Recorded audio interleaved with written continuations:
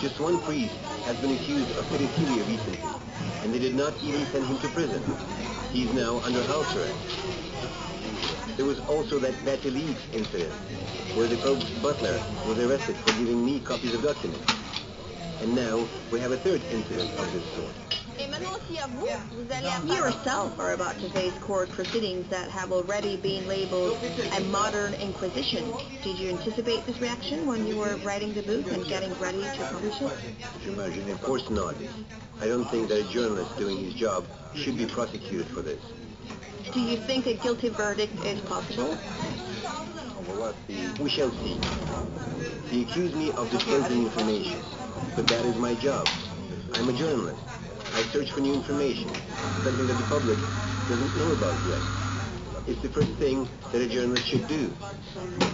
As far as I know, there is no prison in that and but they find you guilty. Where will they put you? Will they have to build a prison especially for you? No, I will flee to Moscow and ask for asylum. And I'm sure we'll help you. I mean, we already have a good track record on this. But let's say we refuse, and there is no prison in Vatican. Where do detainees go? I can explain that. But let's go back to our serious conversation. If I am found guilty, the Vatican will forward an extradition request to the Italian authorities. And where would they extradite you? To the Vatican? Yes. And then?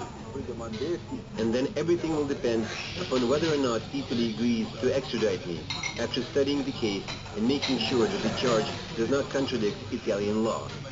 Italy respects freedom of press, so I don't expect that the government will approve my extradition. We're going to take a short break right now. When we come back, we'll continue talking to Gianluca Nucci, author of a book detailing the battle against corruption inside the Vatican. Stay with us.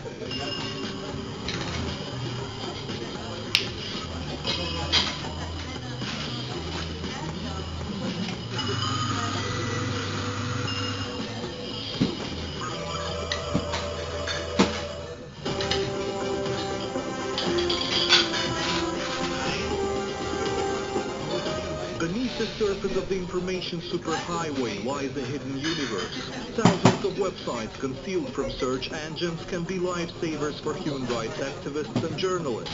But same technology frequently shelters cyber criminals, drug dealers, and terrorists. Find out about the good, the bad, and the ugly sides of online anonymity in our special series, Dark Web in the Shadows of the Internet.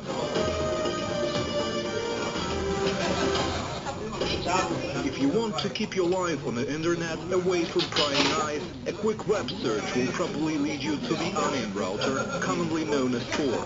The Tor network is the preferred channel for journalists who want to keep communication with their sources confidential and is the holy grail for online freedom activists. Sadly enough, it's also a popular meeting place for all kinds of criminals, and apparently a cloak and dagger for state agencies that are notorious for eavesdropping on all of the above. Initially, Tor, the software for internet users looking for privacy and anonymity, was developed for the US government. In the mid-90s, a group of United States Naval Research Laboratory employees were looking for ways to protect intelligence communications online. They came up with a solution that allowed sending data through a chain of servers connected in random sequences, that both the source and destination side were untraceable. Tor websites cannot be found or indexed by regular search engines